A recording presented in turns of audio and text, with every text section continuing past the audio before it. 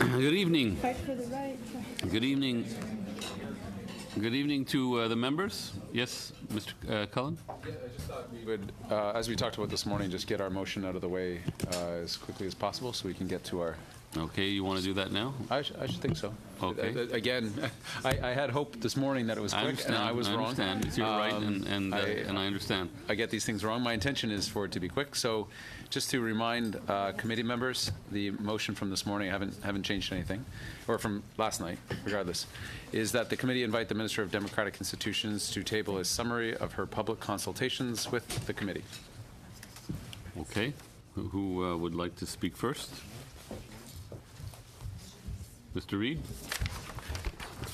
Again, I just ask, as I did this morning, just to be clear, this is the expectation is not that she'd appear as a witness, just that she'd table the results. If I can, Chair? Yeah. Yeah, just that. Okay. Just that. I mean, if the Minister would like to come, of course, I'm sure we certainly wouldn't have an objection to it, but the invitation would be open. But if she'd rather it in a written brief, then that's fine as well. I won't, if I may, I won't suggest, I was going to suggest a friendly amendment, but I won't move it if you don't think it's a good idea. It's just this. The Prime Minister has indicated that what we are working on here may or may not be part of a very substantial part of where the government's going. This is critically important if we're trying to design something that is actionable by 2019. The Chief Electoral Officer has indicated that he intended to start his machinery moving based on our December 1st deadline to submit a report, which means that he assumed that our report would actually be definitive for the government, or at least in its broadest strokes.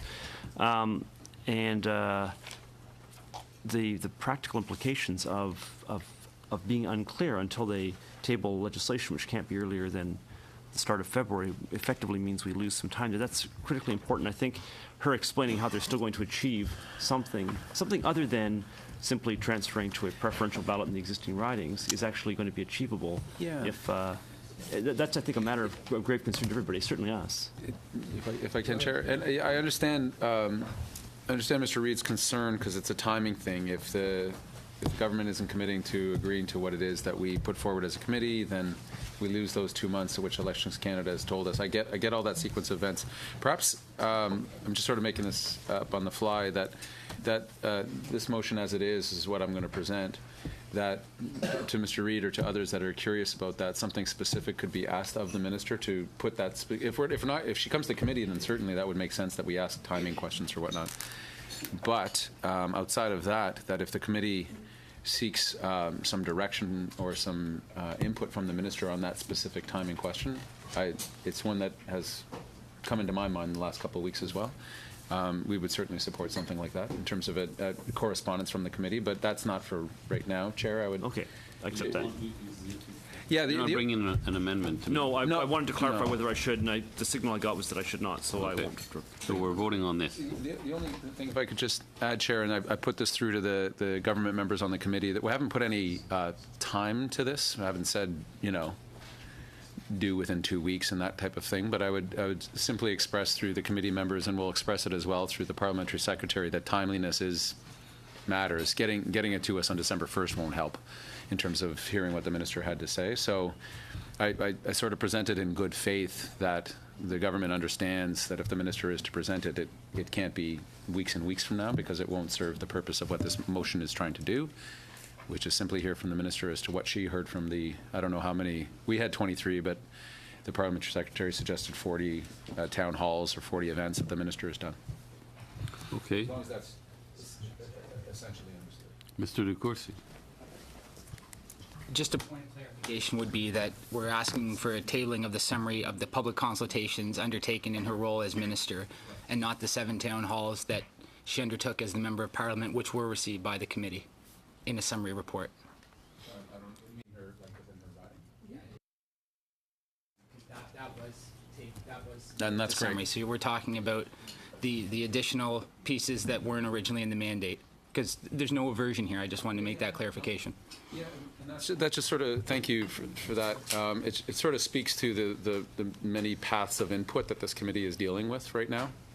The ones we're doing as we are tonight, the ones we've all done as members of Parliament that have all come through us as committee members, and this third stream, if you want to call it that the minister's 20 or 30 or 40 consultation events. So, does anyone else wish to speak to this, or are we going to vote on it? I'm sure that we do. Is it unanimous? Okay, so then there we go. It's unanimously accepted. Just before we go on, Mr. Chair, if we could. Yeah. Yeah, I have a notice of motion that I'll submit to the clerk. I don't want to discuss it now. I just want to make sure it gets circulated and Okay. is available for people to look at. Thank you. Thanks. Okay, so we'll now proceed to our hearing. We have essentially four witnesses this evening. We have Mr. Frank Graves from Ecos Research. We have Ms. Kelly Carmichael and Monsieur Réal Lavergne from Fair Vote Canada. We have Ms. Anne Decter from YMCA Canada. Is Ms. Decter here? Hello. Oh, I'm sorry. You haven't. You haven't I'm appeared not on there, the but I'm screen yet, here. so I didn't. My mistake. I didn't realize you were. You weren't here. I'm video conferencing. Yes. I mean, you are here. Yes. But And it- you know. Yes, and it is the YWCA, not the YMCA. I'm sorry. That's my Yeah, apologies. it's okay. It happens now a lot. there you are. Yeah, it happens. Yeah. Okay. Here I am. Et de la Fédération des communautés francophones et acadiennes du Canada. The Federation of Francophone and Acadian Communities of Canada. And with us, we have Madame Sylviane Lancier with us here in the room this evening. Welcome to all our witnesses. Each witness has a presentation which can last up to 10 minutes. And Ms. Carmichael and Mr. Lavergne, you can share your 10 minutes. And this will be followed by questions. Normally, we give between 5 to 7 minutes for each member to ask questions, and then I'll get back to you. So without further ado, Mr. Graves, you have the floor. Honor to be here to talk about what I think is an extremely important topic. The material I'm going to present today, and I'm only going to give you a tiny fraction of it because I had, for example, just updated 36 variables on this question, which I understand would give me about 18 seconds a question to talk about it. So I'm going to mercifully spare you that and just give you the highlights. But I'm also going to try and embed this in terms of what are some of the long-term shifts that have been going on, because many of these questions we've been tracking for a long time, and they look at the state of the relationship between citizens and democracy and their governments, and it's very different today than what we saw in the past. Also, the reason I think that we need more than single questions is these issues are complex. There are not simple answers to the question about whether should we be moving ahead today or should we be delaying. To answer these questions adequately, I think you have to triangulate and look at several different kinds of variables. So I want to talk briefly about the broad state of health of democracy. I want to talk a little bit about then specific outlook on issues of electoral reform and the main options on the table. I want to broaden the horizon and talk a little bit about some other possible methods of improving the relationship between citizens and their government and their democracy. And I would begin by noting that even though things look somewhat a little better in our polling today than they did, say, a year ago, there is still a fundamental malaise, and there's been a precipitous decline in trust in government over the past several decades, to the point where the instance of people who trust the government in either Washington or Ottawa do the right thing all or most of the time has gone from 70 to 80% back in the 60s to as low as 20% recently, and it's risen a bit more. But I do want to point out that this is a change in outlook which is not restricted to Canada. It's gone on in most of the advanced Western economies, democracies, and it poses very different challenges for the relationship between citizen and government. Remember that our institutions were invented to deal with a nation of people who were working in farming and fisheries and in mining, extractive industries. They weren't particularly well educated, and those systems are showing considerable tension in terms of being able to deal with the pluralistic society that we have today. These declines are rooted in a much less deferential citizenry who are more skeptical, better informed, and are frankly looking for more than just a kick of the can every 4 years on election day. So I'll talk a little bit about that as well. There's a broad sense among Canadians that governments don't really care what they think in many cases. That sense of low political efficacy, that sense of my views are really not important, is a problem. And although it's improved somewhat in the last year, it's still a significant issue. The system I would characterize as being in disrepair, but it's by no means hopelessly broken. In fact, we could use Churchill's famous adage about democracy being the worst system except for all the others. Canadians actually feel the very same about their democracy. They tell us, well, you know, it's got lots of flaws, but would you prefer it to any others? No, I think it's pretty good. So what we're looking at here is Canadians want to, I think, rethink, not reinvent democracy, and that's important. They do think that it can be done in a way which will be fairer, more responsive, and more in tune with the current needs of the population. The issue about whether this is, you know, something that's of real importance, it depends how you ask it, and it doesn't. This issue doesn't have the same visceral immediacy as issues around healthcare or climate change or economic stagnation. But I would argue that this is an issue of deep concern for citizens, and in some trade-off analysis we've done, it comes out as the most important thing that they would like to see governments doing. Here's a question, and I would stress that I have not actually been asking that long. I've been around a long time, but this goes back to the 50s. And it asks the question and compares Canada and the United States to whether you can trust the government in Washington to do the thing, or Ottawa, all or most of the time. You can see things look very different today than they used to in the past. Now, you know, some of that's the end of this sort of blind deference or blind trust, and that's not all a bad thing, but it does produce serious tensions between how the public look at their democracy. You can see that there's been a significant spike upwards. We'll have to see where that goes, but I don't think that there's some sort of general confidence in the result of the last election that persists for quite a long time, but I don't think it's solved the fundamental problem that we see throughout these charts. It's also interesting to note that Canada and the United States work in lockstep despite the fact they've had very different event episodes. What's changing this is broad changes in cultural outlook, the decline of deference, the rhythms of post-materialism. Here's another question which I think is representative of some of the way people are think. I don't think the government cares much about what people like me think. You can see that almost half of the population agree, only 34% disagree. That's considerably improved, but there still is a serious problem here. If I could look at some more specific questions about if we were going to rethink our electoral system, or if we were going to create one from scratch, what would be the most important principles that the public would want to build it on? And one of our research showed that there are three dominant and separate principles. One of them is legitimacy or trust. People want a system that they think is fair and that they can trust. The second is they want pragmatically one which produces good government. They want it to produce a government which reflects the best overall equilibrium of the values and interests of most members of the public. And finally, they also want one which produces equality. They want one where all votes are of equal value, and we'll return to that. But I'd like you to keep those in mind because I think they're quite important.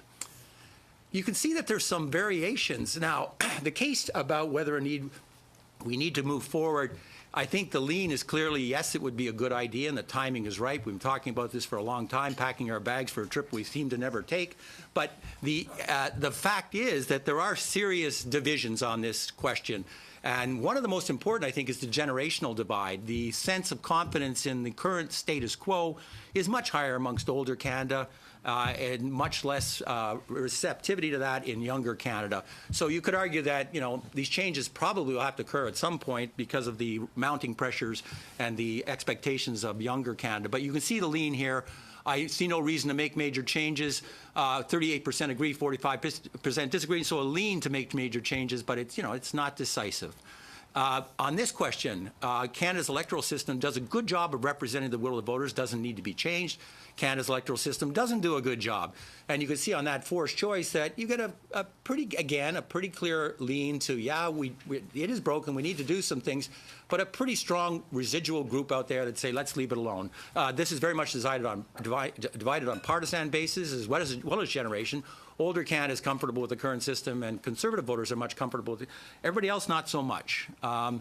Now, we looked at some of the specific preferences for electoral reform, and we tested them in a couple of different ways, and these are updates of ways that we've the same testing that we've done over the last few years. I can point out that there's almost rock stability in some of the questions when you ask them at an unreflected level, just providing minimal information. What we did here is we randomly divided the groups into some that received a little bit more information about the basic pros and cons, and others who didn't. And we did find some differences. But the results suggest that the first past the post system, it did perform a little better on the detailed descriptions, which might be a result of some fact that there are complexities in trying to find some points of consensus. But the clear lean, in our view, is to go ahead with some form of proportional representation, which meets the ideal of a more equal democracy. This will certainly leave some groups unhappy, but it's quite possible that there will be a much larger group that would be unhappy on the other side of the equation.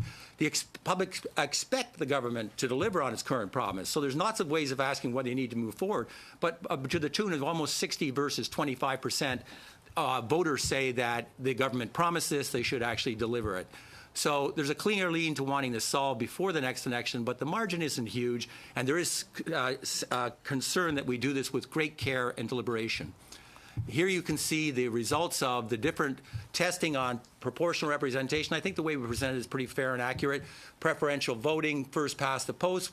In the one where there wasn't a lot of information, the overwhelming lean was proportional representation. The pattern seemed similar when we gave them more information on pros and cons, but the case became more mixed. We would like to return to this sample and provide a ballot after we share the results and get them to actually vote on this. And the sample is representative of all Canadians. Electoral reform is something the Liberal Party campaigns, so they should deliver 59-29, pretty clear lean. Electoral reform is too important to be rushed, so we should be doing more careful consultation. Again, people agree with that. But it's crucially important, should not be delayed to the next electoral cycle, which is one of the money questions right now. You can see there is, again, a lean of 47-32. So yes, but there's some that will be offside. Now, I would like to suggest that if we restricted our attention to just how we, our voting system and just these three options, we would probably miss some of the opportunities to really improve the state of relationship between citizens and their governments and public institutions. The public are very warm to other innovations, such as, for example, mandatory voting, which the increasing majority of Canadians think would be a good idea.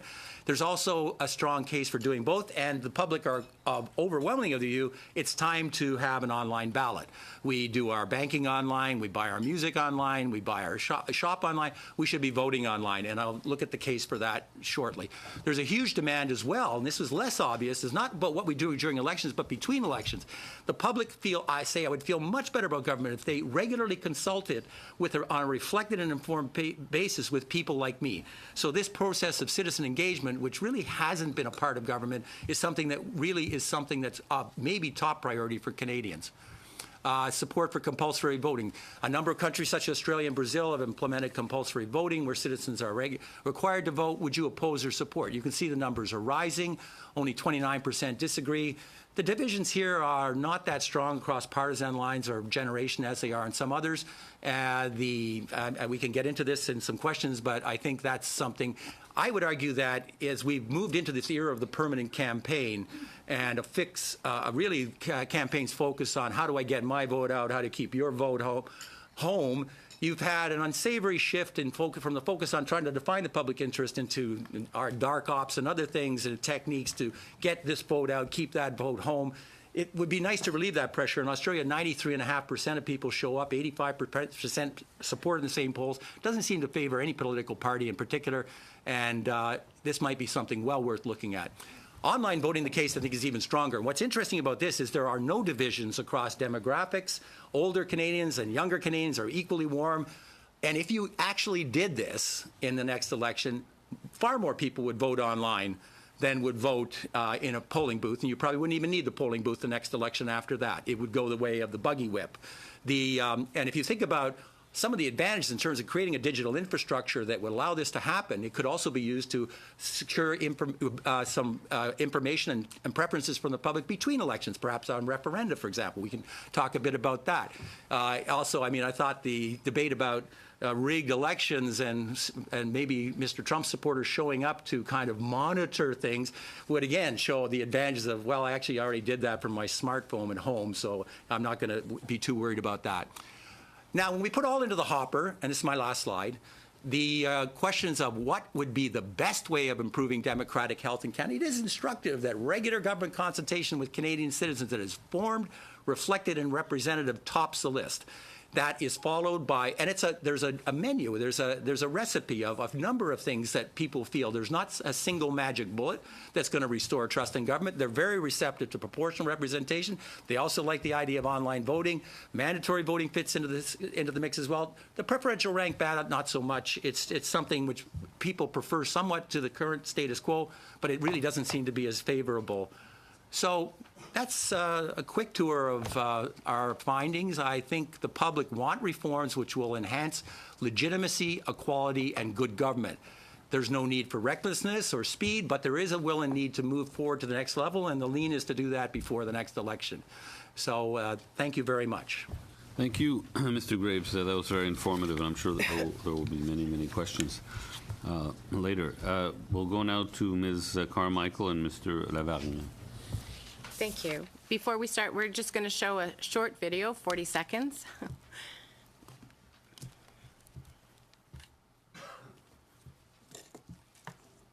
Maybe?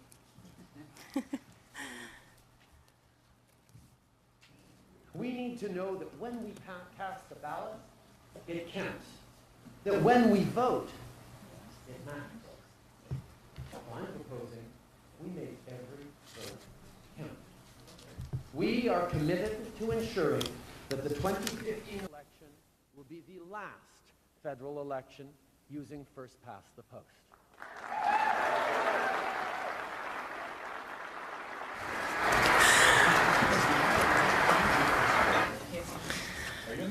Marion is. Yeah. Thank you very much. So we started this process with a commitment from our Prime Minister to make every vote count. We would like to take this opportunity to thank the committee, and we are here to celebrate the government's progress in carrying out one of the most important election promises. Fair Vote Canada is a grassroots, multi-partisan, citizen-run organization. We are supported by over 65,000 Canadians, 35 prominent advisors, 40 regional teams and chapters, and over 500 Canadian academics. Recently, we helped found the Every Voter Counts Alliance, which represents millions of Canadians and independent organizations who care deeply about this issue and are calling for equal and effective votes. I grew up in the riding of Lac-Saint-Louis, and I lived in the riding of Vieux-Rosemont. I moved to Toronto-Danforth, and I now reside in the stronghold of Kawartha-Haliburton-Brock. I used to be able to ride my bike across my riding, and now I have to pack an overnight bag. Every riding, every province, and every territory in this country offers a unique cultural and geographic experience. Every Canadian is equally invested in the future and well-being of our country, and our beliefs in equality and diversity have set us apart from the rest of the world. It's written in our Constitution. But when you take a closer look at our country and the way we run our elections, you soon discover that we are not all that we profess to be. We do not live in a system based on equality, and we do not respect the diversity of this country. In fact, we cast aside half of the votes in every election, labeling our neighbors losers. Voters should not be systematically advantaged or disadvantaged in choosing elected representatives because of who they voted for or where they live. Ridings should not be divided into strongholds and swing ridings. Minority voters should not be able to construct a parliamentary majority. We need a level playing field. Your vote should be equal to mine and mine to every other Canadian. That is fair and democratic.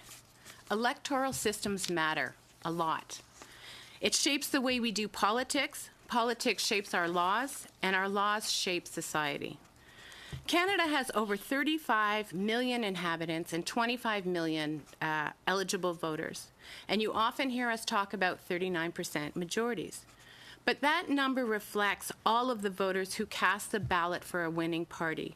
The truth is, just over 4.6 million voters, 20% of the electorate, elected 84 MPs that now have all the power.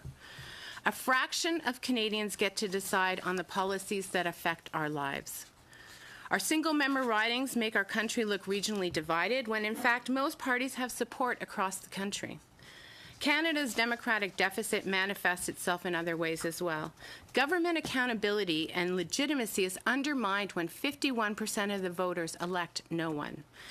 Canada's democratic diversity, including women, is not fully respected in the House.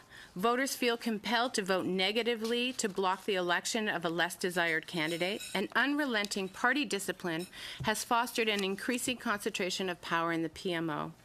And then there is the issue of policy lurch, where governments spend their time undoing policy of the previous government, which is an incredibly ineffective way to govern. And then you get skewed results. For instance, in 2008, when the Bloc Québécois and the Green Party both achieved about 1 million votes, and the Bloc got 49 seats where the Green Party got 0. We recognize two families of voting systems, majoritarian systems and proportional systems. One family distorts results, provides false majorities, and leaves half the electorate unrepresented. The other family corrects distortions, has a capacity to create stable majority governments, and provides effective representation for most. And we draw on the experience of over 90 countries and 80% of OECD countries and a wide range of experts.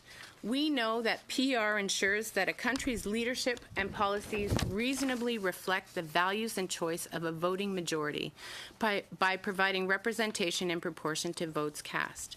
Research shows that PR outperforms winner-take-all systems on measures of democracy, quality of life, income inequality, environmental performance, and fiscal policy. Canadians have asked for real change, and I believe they have given you a mandate. Justin Trudeau promised to make all our votes count. He doubled down when he promised to deliver on all of his promises. And cynics are already lining up saying you can't find consensus. The honest truth is that consensus has been delivered to you.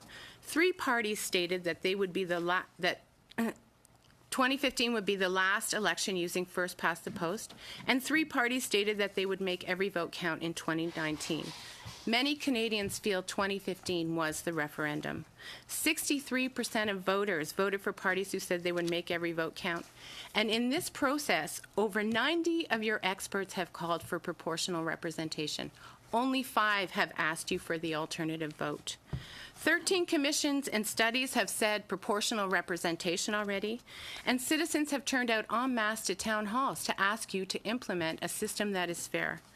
And millions of Canadians are calling for change under the Every Voter Counts Alliance. We believe that if this community truly listens to Canadians, if it relies on an evidence-based process, and if it truly wants to design the best system for Canada and its citizens, it can only choose a system of proportional representation. If democracy flows from the people, then this committee has no choice but to recommend a system of proportional representation, and this being the only body that truly reflects the way Canadians voted. The minister and the government have a duty to respect and implement your recommendation. Parties have a responsibility to work together on behalf of all Canadians, and we expect you to keep your collective promises to make every vote count. It's the only legitimate choice is proportional representation. Thank you. I see my mic came on automatically. Thank you for this opportunity to speak. I am a volunteer for Fair Vote Canada and was recently elected president of the organization. A lot of you already know me. I've met you in this room many times. I live just down the street, 10-minute bike ride away, even when it rains.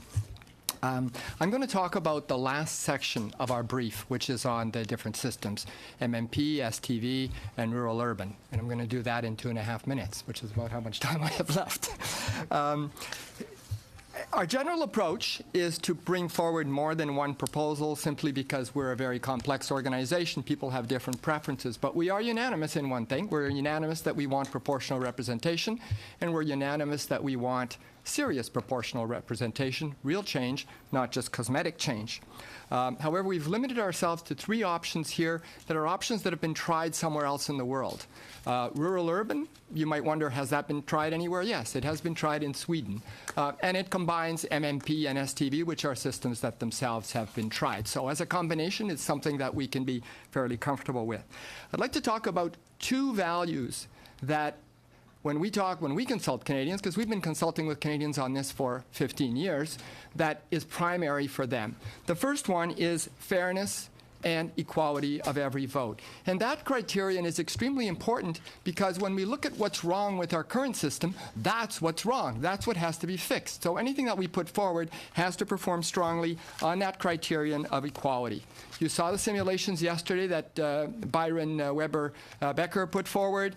All 3 of the systems that we are putting forward have high levels of proportionality. But it does depend on how they're designed.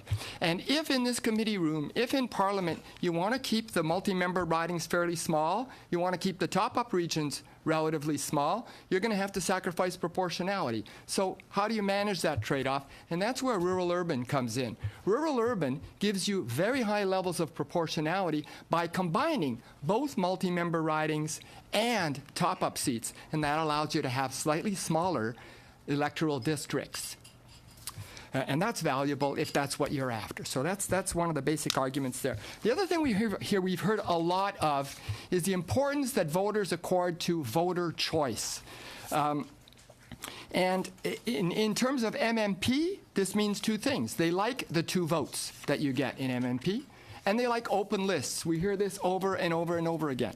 We also hear that a lot of voters like the idea of STV, once they know something about it, because STV maximizes voter choice. They like the fact that they can vote preferentially, even across parties if they want. They like that they can elect independent candidates if they want. They like the idea of having more than one MP that they can turn to, and they like that all MPs are accountable directly to local constituents. If you like voter choice, if it's an important value for you, under rural urban PR, you can use STV and you can use ranked ballots. So it gives you those options. And you can use a best runners-up for the top-up seats. In conclusion, we recommend that the special committee should propose whatever option among the 3 they consider most democratic and acceptable to their fellow parliamentarians.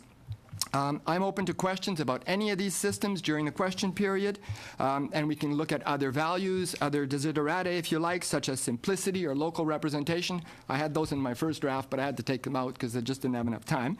And I also have some thoughts on designing a system that could be most politically acceptable at this particular historical juncture, and that might be a question that might interest some of you to tease out with me. Thank you. Thank you, Mr. Lavergne. We'll go now to Ms. Decter, please. Thank you. Good afternoon. I'm Ann Decter. I'm the Director of Advocacy and Public Policy at YWCA Canada. We appreciate the invitation to appear before the committee as the oldest and largest women's multi-service association in the country. The first YWCA was founded in 1870, making us pretty much as old as Canada.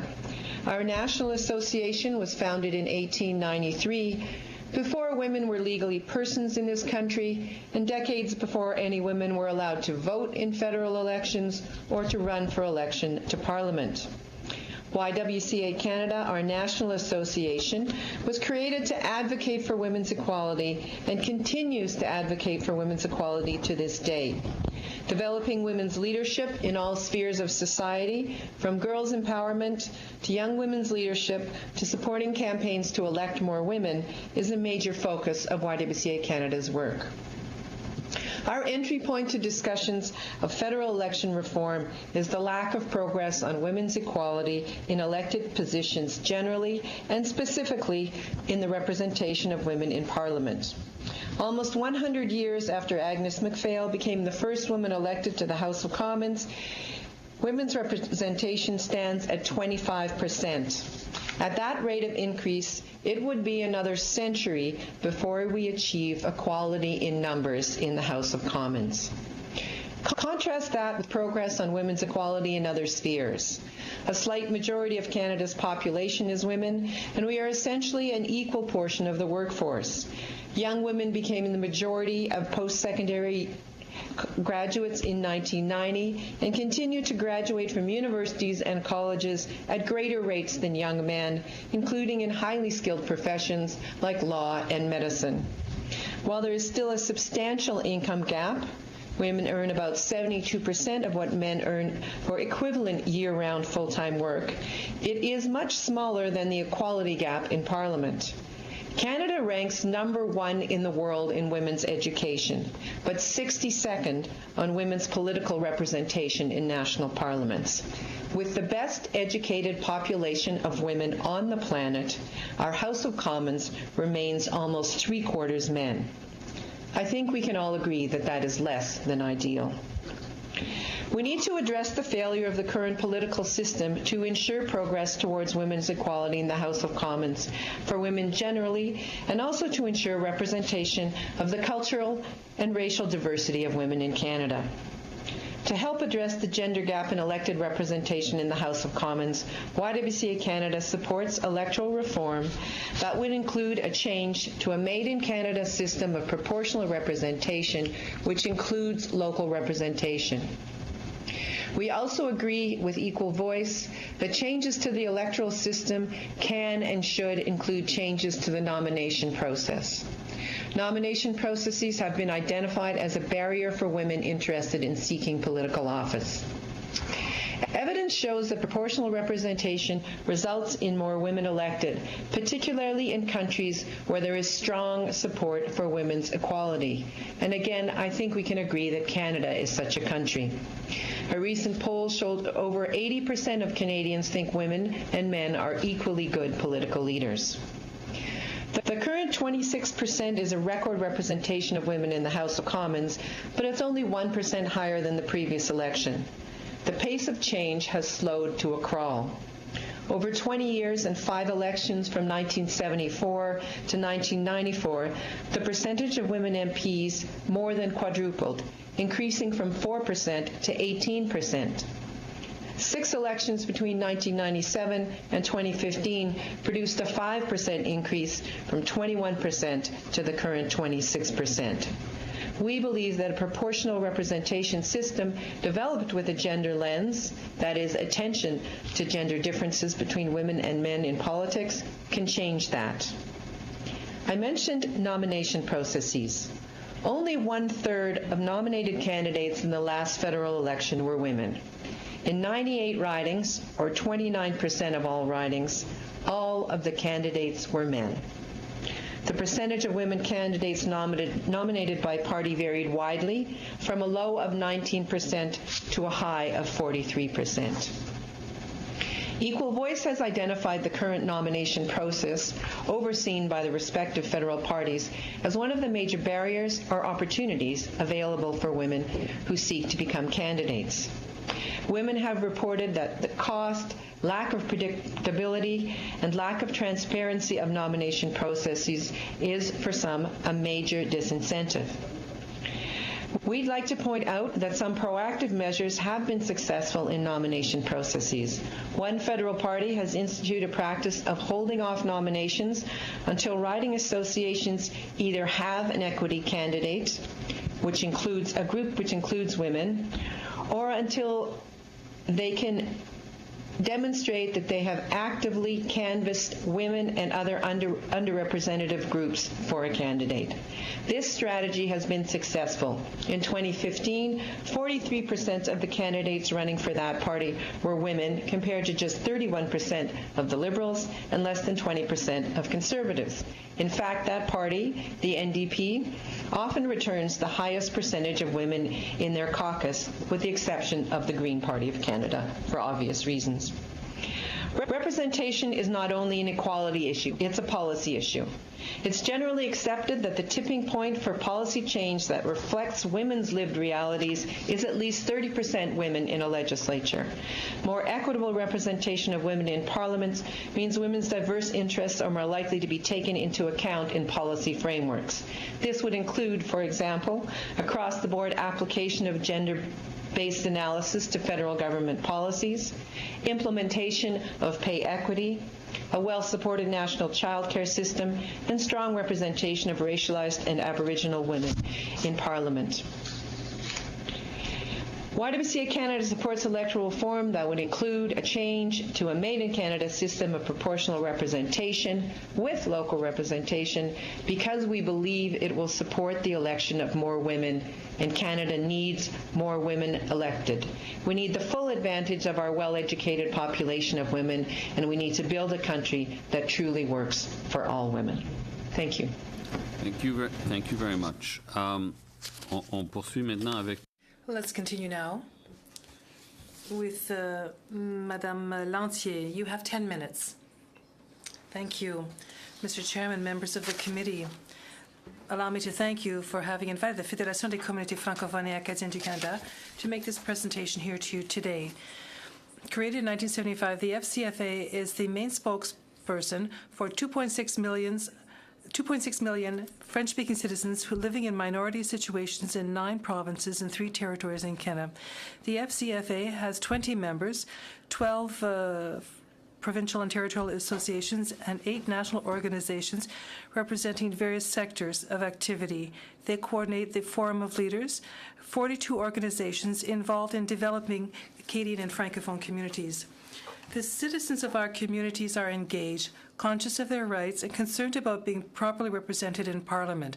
In October 2015, they elected 16 MPs whose main language of communication is French, and many other members who are perfectly bilingual and who are familiar with Francophonie issues.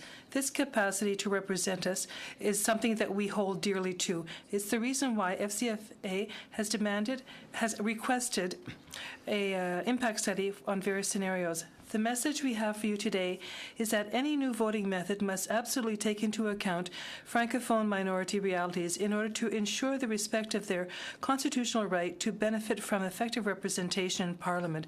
To our knowledge, we are among the only ones to raise this issue in your study. You have in front of you the brief of the Federation, which is based on this impact study that we had ordered. The first section represents the constitutional foundation of the communities in Francophone and Acadian communities. The second section deals with the impacts of 2 different kinds of voting methods, including proportional representation, a model of proportional representation where the ridings have a smaller population and is in bigger area would dilute the presence and the weight of Francophones. In St. Boniface, Franco-Manitobans represent 13% of my riding. If my riding were twinned with the 5 neighboring ridings, the weight of Francophones would lighten considerably. Another characteristic of proportional representation is the attribution of seats according to the results of popular vote based on lists of candidates. Nothing would require candidates to include Francophone candidates on these leads. In this perspective, the ability to maintain effective representation in the case of minority Francophone groups would be imperiled. How can we ensure that in a system of proportional representation that minority Francophones will continue to be heard and seen? Given the wide variety of voting methods possible, we say that in its analysis of potential models, the committee must ensure that the consideration of Francophone votes in minority situations be among its list of criteria to examine. Should we implement measures to ensure that parties' lists have a minimum number of Francophone candidates, even a percentage of MPs selected from these lists come from our communities? Clearly, all which has proceeded is set in a context where the government has not yet presented any specific proposal for electoral reform. And this is why we recommend in our brief that the government begin a consultation round dealing with one or more concrete proposals, and that round includes a specific consultation of minority Francophone communities, that any specific concrete reform have an impact analysis on minority groups, including our communities, and at the end of it, that the government ensures that any voting method be allowed to maintain and ideally increase the capacity for effective representation of our communities in the House of Commons. I said a moment ago that our citizens are engaged, and that includes young people. In support of the campaign led today by the Fédération de la Jeunesse Canadienne-Française, the FCFA recommends that Canada's Election Act be amended to bring the voting age down to 16. Like the FJCF, we believe that we can give rise to a sustainable youth commitment, and this engagement would be good for Francophonie and for Canada. Mr. Chairman, members of the committee, Acadian and Francophone communities in Canada are much more than minorities. They are a fundamental component of the Canadian identity, and it's thanks to them that we can really speak of a linguistic duality from one end of the country to the other. Our communities believe in justice and fairness, and in this spirit, they have always welcomed a positive idea of a federal parliament more representative of Canadian society in its wealth of diversity. The specific realities of our communities mean that any reform that is undertaken include measures in order to preserve their voice in the House of Commons. Thank you. Thank you very much, Madame Lancier. And so we're now on to questions.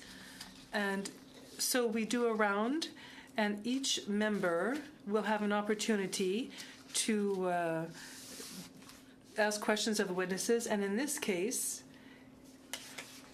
each member will have 7 minutes to ask questions. And so let us begin with Ms. Saota. You have 7 minutes. Thank you to all the witnesses that came out today. There were diverse, good presentations, but my first question is going to go to Ms. Decter. I wanted to, since you're from the Toronto area, I wanted to find out from you what you think achieved the success in the Ontario legislature. The representation of women in the Ontario legislature is now at 35.5%, which is higher than New Zealand's representation of women in their federal parliament, which has an MMP system. So Ontario is still a first-past-the-post system, but what do you think they did compared to the last election to increase the representation of women there? I legitimately really don't know what they did, but I know that their stats look pretty good, and they're better than ours here, so. Sure. I haven't studied it in particular, but I would point out that they have 2 parties that are led by women, which would obviously encourage women to feel that they could legitimately run for office. You also, hate to say this, but when elections skew to center and center-left and left parties, you tend to get more women elected. The Conservative Party does tend to lag in the number of women that are elected, that are nominated and that are elected. So it depends which parties win the most seats. You tend to get more women. So, I'm not here to say that proportional representation is the only way to increase the number of women elected, but I am here to say that YWC Canada supports that. As in many countries that are similar to Canada, it has increased women's representation and kind of normalized a much higher level of representation of women. Okay. I completely understand that you're here endorsing it, but what we're trying to figure out as a committee is, or what I'm trying to figure out is what the connection is. And tomorrow, if we change to a particular system, are we going to have those benefits that we're now advocating for? I would hate to move to a system and say, this is the reasons we're doing this is X, Y, and Z, and then X, Y, and Z doesn't happen at the end of the day.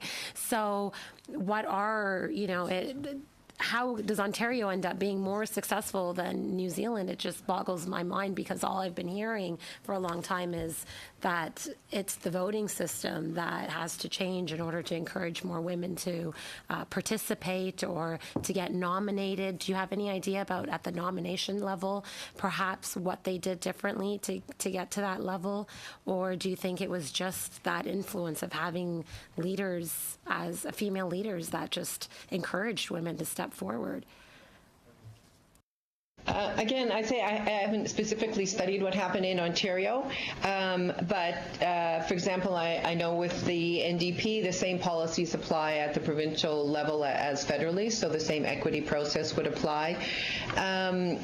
You also have, we know that it encourages women to run when there is a woman leader in place, and if you look at the Liberal, provincial Liberal leadership race, it actually came down to 2 women running against each other, which is a pretty strong signal that that women are welcome to run, that women are supported to run, and that they might get some backing from the party. We have today named nomination processes as a problem, and I really don't know what role Kathleen Wynne as a leader took in that, but she may well have been out encouraging more women to run for office. I think we are seeing progress.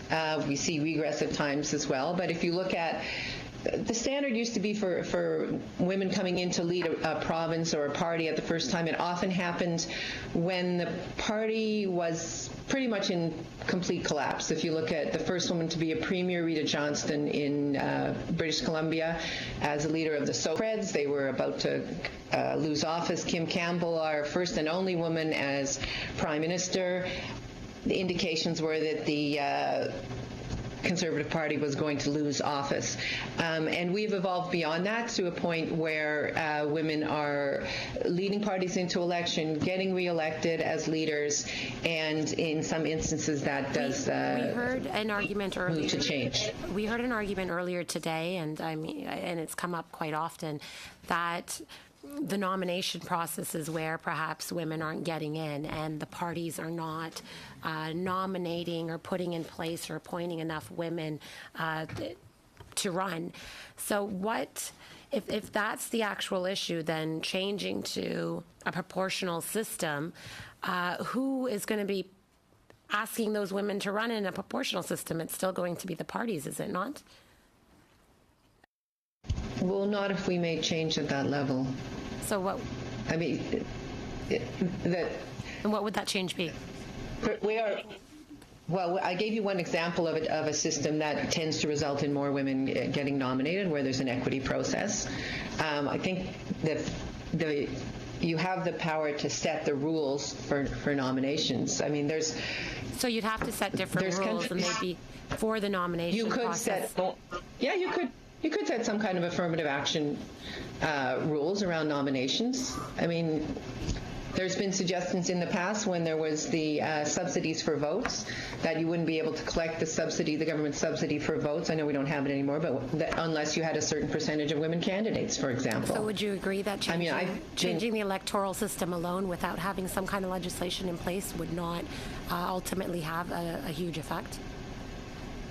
Well, the evidence isn't really clear that changing it alone won't do anything. The biggest factor to go with it, I think, is that you have a country that already believes in women's equality. I think if you had a country that didn't believe in women's equality, and where women weren't, as I mentioned, extremely well educated, in the workforce, all of those things, then I don't think on its own it would make a difference. But it seems on the evidence that Canada is positioned to benefit, for women to benefit from a move to proportional representation.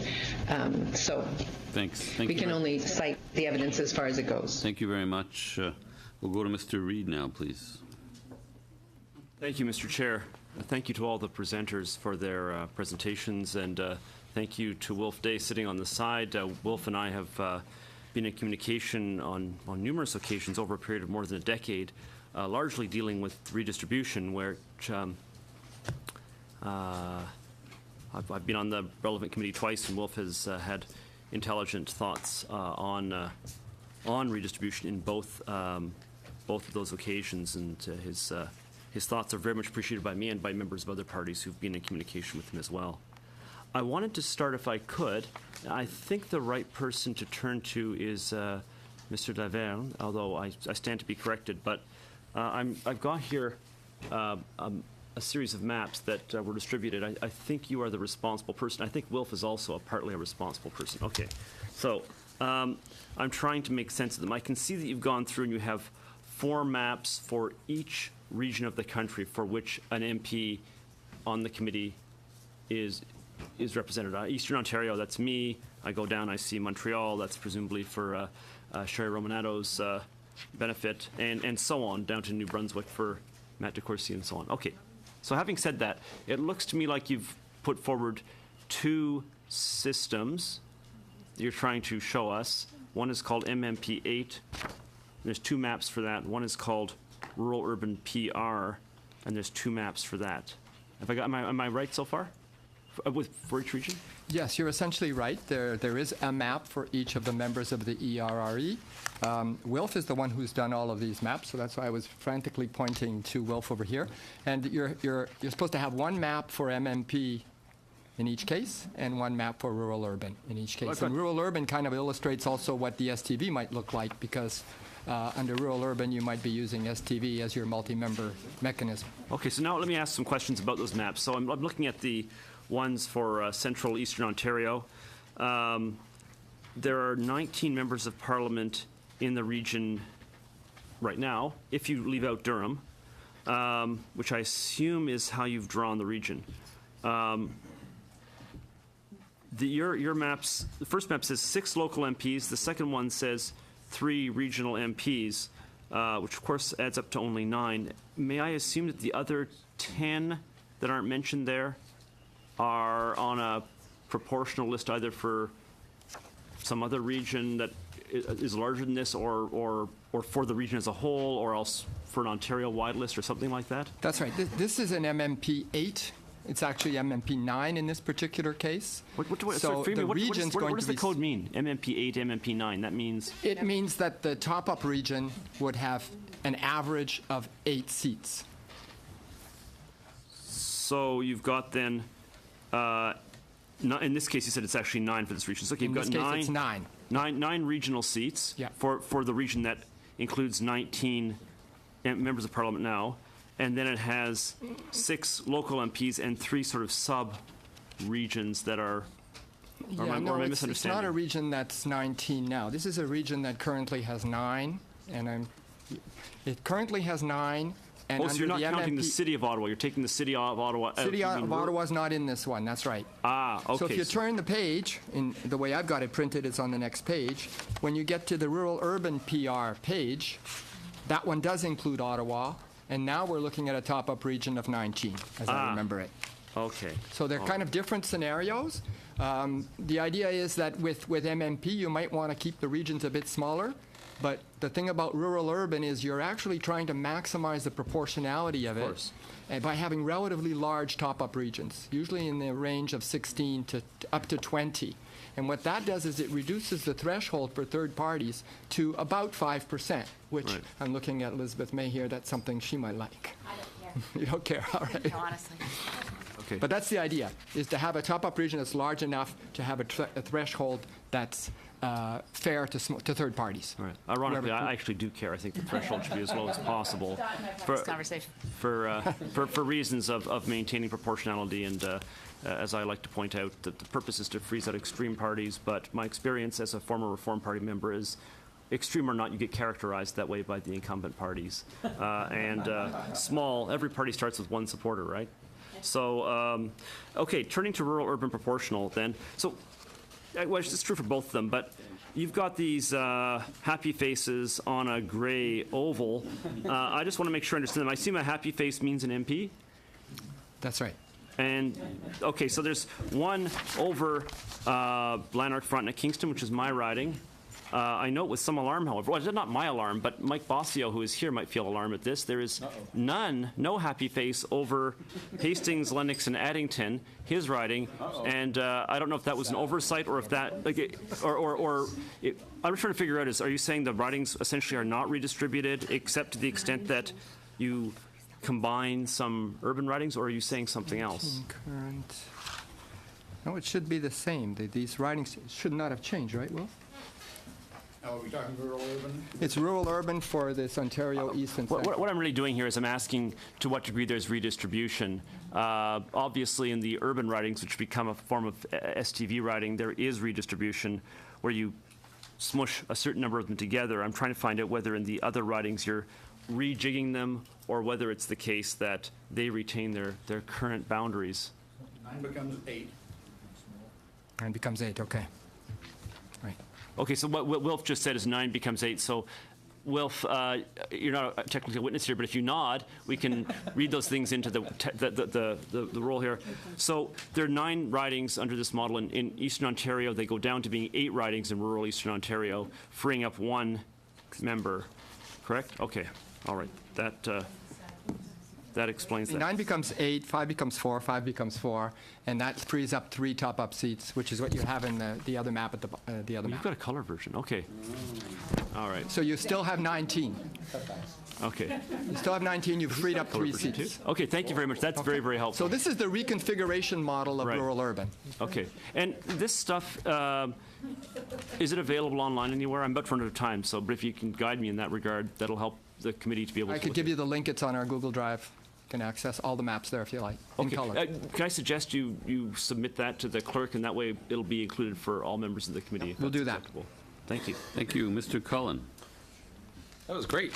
Thank you very much all for being here. It's a really good moment for these particular witnesses to appear before us. We're just at the very last bit of our meetings as we enter into the next phase of what we've been doing, which is to try to pull all this information in and then sort out what would work best for Canada. And it's also been an interesting 24 hours, if I can call it that. We had initial indications from the Prime Minister yesterday that maybe the enthusiasm has dropped because people are happy now. And then, the enthusiasm has dropped for changing the electoral system because people wanted it when Harper was in, but they don't want it now because they're happy. Happier. Then today, I'm just reading a news article that the Prime Minister is recommitting that he's deeply committed to following through on the promise. Yes. Look at that. That's good. A question to you, Mr. Graves. I'm just looking at your polling here, which also made some news today, that an astonishing 60%, near 60% of Canadians want the Prime Minister to keep his promise. That there was some notion yesterday that maybe there isn't enthusiasm for this, or that the enthusiasm has dropped. But then I read your submission this morning and now. Why hasn't the enthusiasm dropped? Aren't voters? They were only into this issue when they didn't like the government. I think they separate the issue of were you more satisfied with the result of this election than the last election.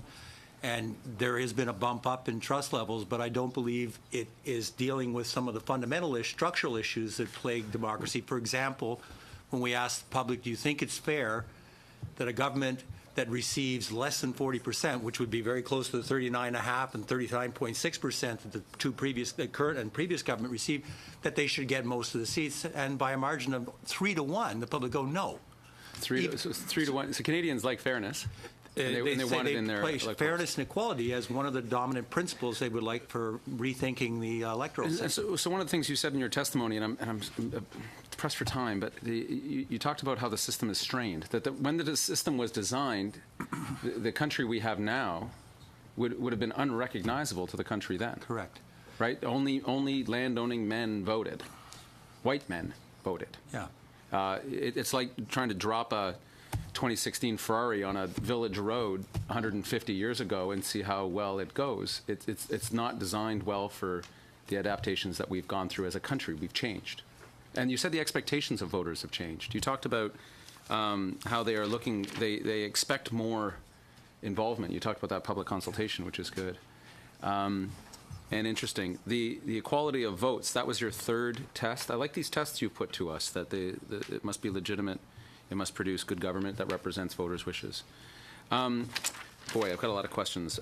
Ms. Decter, I missed the numbers, but you talked about from 1974 to 94, we went from 4% women to 18% women, so almost a 4 times jump in women in parliament. So and one would have hoped maybe in 1994 that trajectory would have kept on going, but it from 97 onwards, it went up a few percent. And even with the big change we had in this last election, which was a big change election, entire government got tossed out, a whole bunch of new members, we only went up another 1%. I actually don't have confidence in your suggestion that if we just left it as is another 100 years, we'd get equality. And I wonder also, because I want to get this to the policy level, that if we had 75% women in the parliament right now and have had for years, pay equity wouldn't have been solved by now.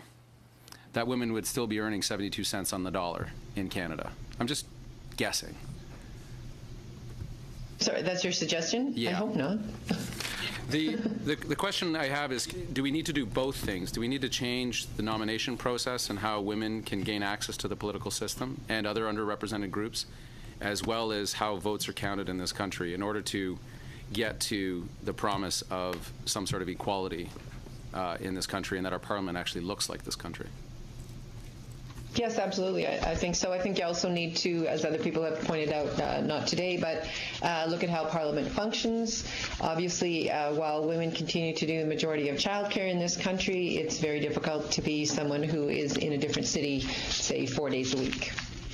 So there's things to do that are slowly happening in Parliament. We now have women bringing babies into the House and things like that, but there are various sets of things that can be done, but those two are definitely part of it. I can remember a fierce and private debate I had with a former Speaker of the House when one of our members needed to breastfeed in Parliament, and he wasn't so excited about it. And I said, well, you're just going to have to avert your eyes because it's going to happen. And anyways, we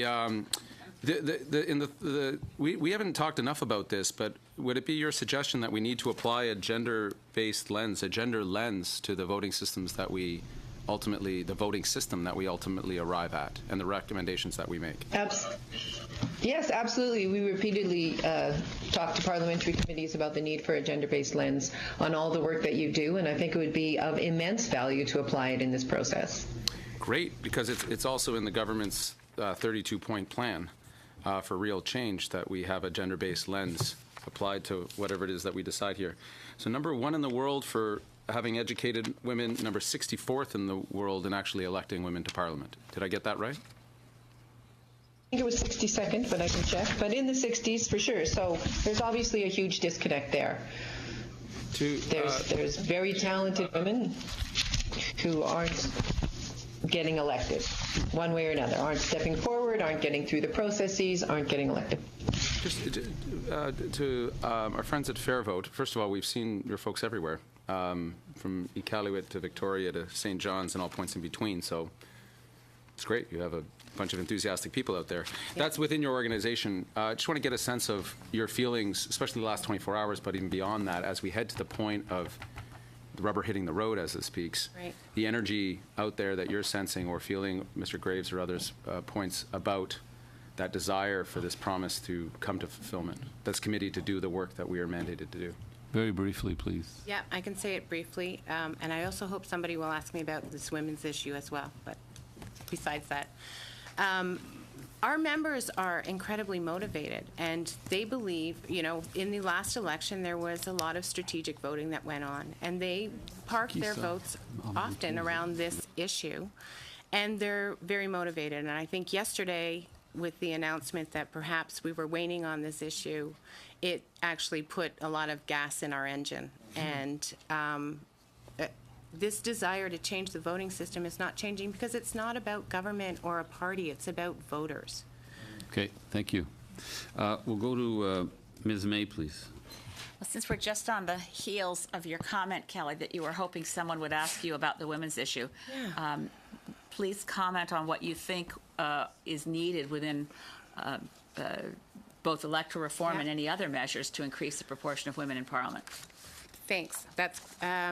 It's a really important issue to me, this issue around electing more women, and I know that there are barriers to electing women, and we know that it's at the nomination process. There was a study by Kaminsky and White. They talked about, women's responsibility, confidence, barriers to getting into nominations and different things. But the electoral system changes the mechanism in which the way women run. And if you think about our ridings, the way that they're silos right now, and we vote for certain members, and we don't know outside of our silo if a party's running a lot of men or a lot of women. When you change the dynamic of the way women are, or the way the electoral system runs, and you can see multi-member regions, you start to see parties that don't run any women, and that puts a lot of pressure on parties to start running women.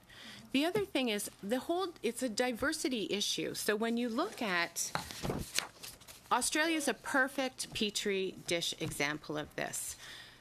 When Kaminsky and White looked at Australia, and they vote, the same voters vote in their Senate and in their lower house. The lower house is the alternative vote. It's a winner-take-all, one-member riding, and the upper house is STV. They have elected more women year over year in their upper house, and this study that they looked at said it can only be the electoral system because of the population, because the ballots are the same, the voters are the same, all of these variables have been eliminated, and it's the voting system. And when you look at New Zealand, you see a whole range of numbers on diversity that change. Women, the numbers go up, but from 1996 to 2011, the number of women in the House doubled. There's a whole bunch, and we believe it's the multi-member ridings.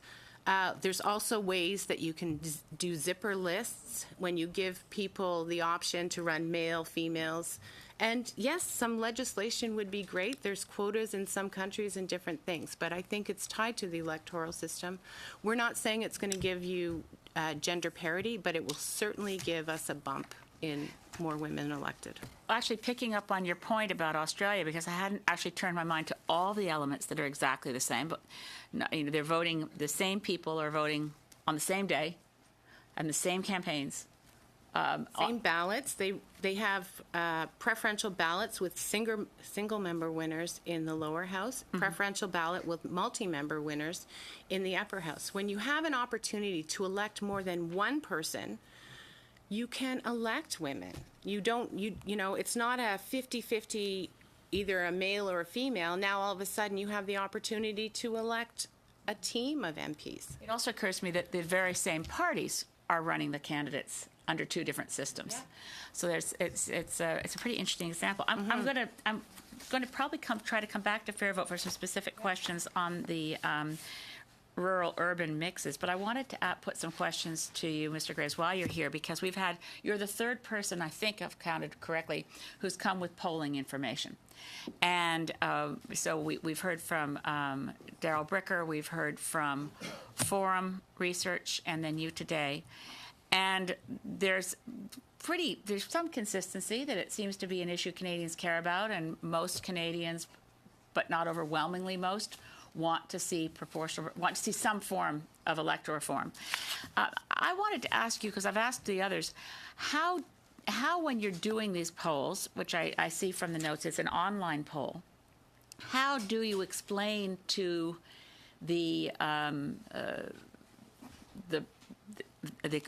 respondent the different voting systems before you put the question to them? Because I think we know that we're going to, one way or another, be explaining electoral reform to Canadians from coast to coast to coast. We've been hearing from people who are quite concerned and well-informed, or got themselves up to speed. Over 20,000 went through our online e-questionnaire that the committee put out, which I think is extraordinary. But how do you distill a complex system enough for respondents to be able to answer the questions? Well, that's an excellent question, and I can actually walk you through, if you want, how we presented the questions. We presented them in a couple of different ways. Our experience is that the public's level of fluency about these types of issues is relatively low. They are interested, but they don't understand all the plumbing and dynamics nor are they that concerned with that. That's why I tried to translate this back to questions of ultimate principles and the idea that people were seeking equality or fairness or legitimacy. But so we, and by the way, our online approach is quite different from the other ones in the sense that we've actually called every one of those people using random selection and recruited them to do the poll. So it actually, everybody has an equal probability of appearing in this. We often do a telephone hybrid to deal with the roughly 15% that still don't want to do things online, but it is still accurately representative of the entire population. How many people in this sample size, just out of curiosity? 1,600. Okay, so bigger than our last one. Okay, so keep Yeah, and so one of the questions, let me get my glasses, asks the pretty simple question. Under Canada's first past the post system, Canada's divided into 338 ridings, and every riding the candidate that wins the most votes wins the right to represent the riding in the House of Commons, regardless whether they have received a majority of votes. That's the first past the post description. An alternative system is called proportional representation, where a party share of seats of House of Commons reflects the percentage of votes it received. For example, if a party wins 40% of the vote, it would receive roughly 40% of the seats. And then the final one was another alternative is called preferential voting, where the voters rank their preferences instead of voting for a single party. One by one, the least popular candidates are dropped and the votes are redistributed to other candidates based on those preferences. A candidate wins when they may have obtained more than half the votes. We had a much more, and you may not have time for it, we had a much more detailed presentation which actually presented what we consider to be some of the major pros and cons which are out there. So, for example, in describing the first past the post, we would have had a more detailed introduction, but we said the first past the post system has the advantage of being easy to understand, makes it easier for a party to win a majority of seats and govern on the basis of its platform rather than having to form a coalition government with other parties. It also provides clear local representation.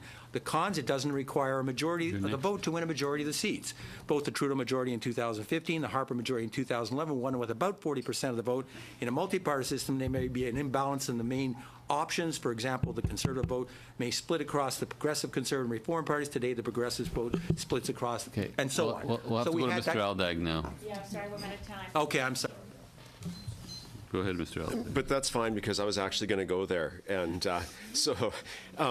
where I wanted to begin my questioning was, and you're well into it, so you can tell me if there's any more, but when you outline at the high level that kind of first round of questions about, do you want to see 40% of seats assigned to 40% of the vote? It sounds very nice until you get into that next level of discussion, the pros and cons. And so are there any other examples that you have that you needed a minute or so to finish responding to? Because it's, I was fascinated with your, the results you were giving, and I was trying to figure out how that was presented. We heard from Forum this morning, and the level of misunderstanding was really quite striking, where people couldn't identify what the existing system was, and yet they wanted to get rid of it. And so are there any other bits of information you wanted to give, or does that give us a sample of how? Since I've already kind of walked through the example of the difference between the more reflected and the top of mind approach, the simpler approach that we use, I would point out that we did do a random controlled assignment experiment where half the respondents actually received one version, the other half. And there were some differences. The general ranking remained relatively the same. Proportional representation still was on top. But the disadvantage that the first past the post system had lessened somewhat when people were presented with this particular argument about pros and cons. And I think it reflects some of the difficulty of moving from the elegant simplicity of half the votes, half the seats, to the more complex questions about, do you have local representation? Is this going to vary? By the way, on that question that we had in here, I would like to probe this a bit more. We are going to return to this sample representatively and give them a ballot and some more information, the results of this first survey.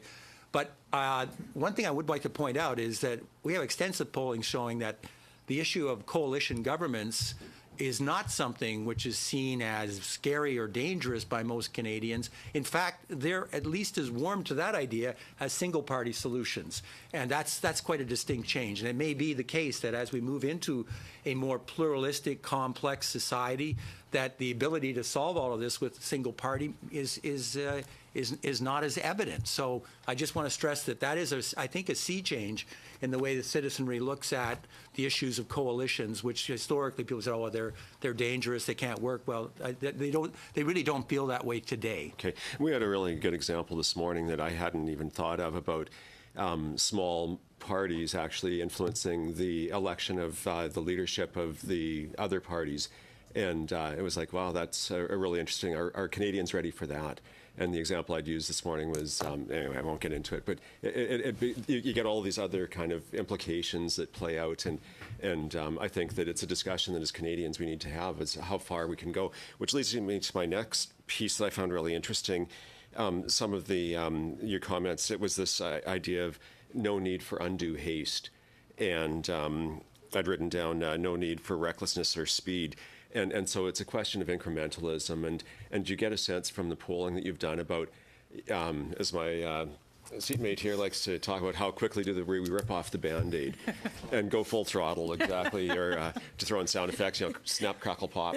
And, what do we, how fast do we go with this? Are Canadians ready to throw it all out and start again? Or how do we get this right? No, they're not. As I said, Canadians tell us to the tune of 51% that they think we have the best democracy in the world. So it's not like they're saying throw everything out whole as bolus. They do, on the other hand, say, though, there are some parts of this that we really don't think are working as well as they could in terms of those principles of equality, fairness, legitimacy. And so I think the timing is that more people, by a significant margin, say we should do some things now. I mean, let's be blunt. We've been talking about this for 100 years in Parliament, and the problems still, some of the problems still persist. They may be less aggravated right now for reasons which may or may not persist, but I think the public are ready and have given us some guidance as to what a citizen-built prescription for improving the health of democracy would look like, recognizing that the fundamental system we have is something that still enjoys institutional legitimacy. I'll leave it there. Time. Okay. I'd like to turn to the other panelists who brought a bit of a different perspective than we got from the poll.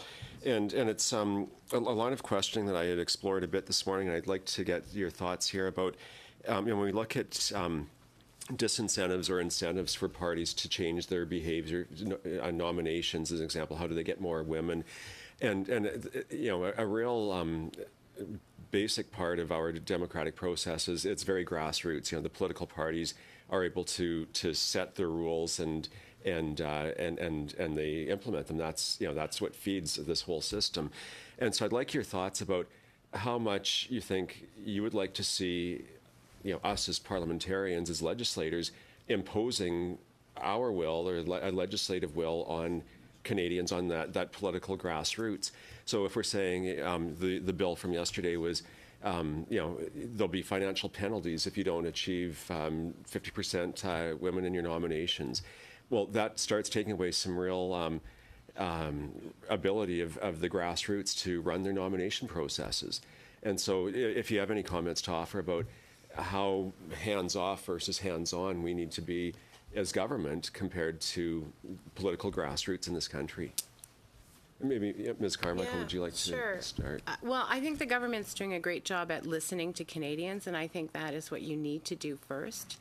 But after you've received the information back from Canadians, I think some leadership is needed, and to be able to create an evidence-based decision and be able to go out to Canadians and justify why you're doing that. And I think it's a dialogue. Is there anything else, or can I move to Ms. Dexter? Go ahead. Yep. Hi. I would agree on the issue of leadership. I think it's good for the government to think about what the country needs to get to. And I think also you're talking about grassroots as if barriers and prejudices don't manifest at the community level, and I think they do. And so I think some encouragement to act differently is a good thing. So setting a standard, this is a benefit you can get if you meet this sort of affirmative action level is good. I mean, that's what we have. The Federal Public Service is a great employer of women, and that's because these kinds of affirmative action programs happen there. So I think you could show some leadership and people will respond. Thanks. Okay, Mr. Richards. Thank you. So I guess I've got all kinds of questions here, but we'll do what we can. The first thing I'm going to say, my friends at Fair Vote Canada, I'm looking at the the package that we've got in front of us here, and I have to confess to still, even after some of the questions that have been asked by Mr. Reid and others, I'm still a little bit confused, but I appreciate that you're going to provide us a link, and I'll have a look at that. And if there's a little time at the end, I'll maybe ask you some things to try and get some clarity, but if not, I can do it that way, and then I know how to find you if I have further questions. So I'll come to that, back to that if there's time. I do want to start with a question to either of you from Fair Vote Canada, whoever would like to answer. And that is, well, let's make the assumption, and it might not be a very smart assumption to make based on some of the comments the Prime Minister's made in the last 24 hours, or based on his record of keeping promises, but let's assume that he's going to keep the promise and there is going to be some kind of a change. Would there be a type of change that you would see as a negative change? In other words, would any change be a positive to you in terms of a system, or are there systems that you would see as a negative change that you think would be something you wouldn't want to see supported? You know, our mandate from our supporters is voter equality, and people want equal effective votes. So we support proportional representation. I think on the other side, just for another shift to a majoritarian system would not be a great idea. You still leave half of the electorate unrepresented. You still have problems with false majority governments, and you have this exactly the same problems that you have with first past the post. So, you know, we support proportional representation. We put 3 systems on the table for you to look at that we've worked very hard on and we think are very proportional, and they're based on a lot of feedback that we get from Canadians. There's some decisions to be made. There's some trade-offs to be made, right? How big are ridings going to get? Local representation. Fair Vote Canada believes in local representation. We think that all candidates should face the voters. So there's some nuances within the system that we feel very strongly about. I'd like to add one thing on the other majoritarian system, the alternative vote. It worries me tremendously because what that system does is it creates pressure towards a two-party system. Yeah. And I think as you move towards a two-party system, getting new reforms gets even harder because those two parties that are dominant are vested interests against reform. And I think that's what we have in Australia where they have that system. So I think for that reason, it's kind of a political economic argument. For that reason, I think it's worse. Okay. There's more risk.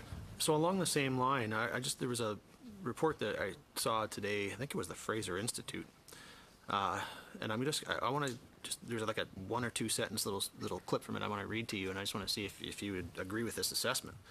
It says the alternative vote system fails to address any of the 5 values the government seeks to address in its electoral reform initiative, and in fact it would create a new problem. Our future elections would be less competitive. Would that be a statement you'd generally agree with then? Yeah. Certainly, on some points, effectiveness. If you're still leaving half the electorate unrepresented, you're not hitting that bar on effectiveness. Okay, thanks. I'll come back if we have time, but I had a question I wanted to ask Miss Decker, correct? Yeah, Miss Decter. And it's this. Obviously. Well, I don't know if it's obvious, but I would hope it's obvious. But everyone in this room. I think we can all agree that the goal that you've expressed is an important goal, which is to see more women participate in and be become members of the House of Commons or be able to be elected and serve in our Parliament, our legislatures, and elsewhere is a goal that I think we all would agree with, and one that we should all be doing everything we can to encourage. The one concern I have in regards to the idea of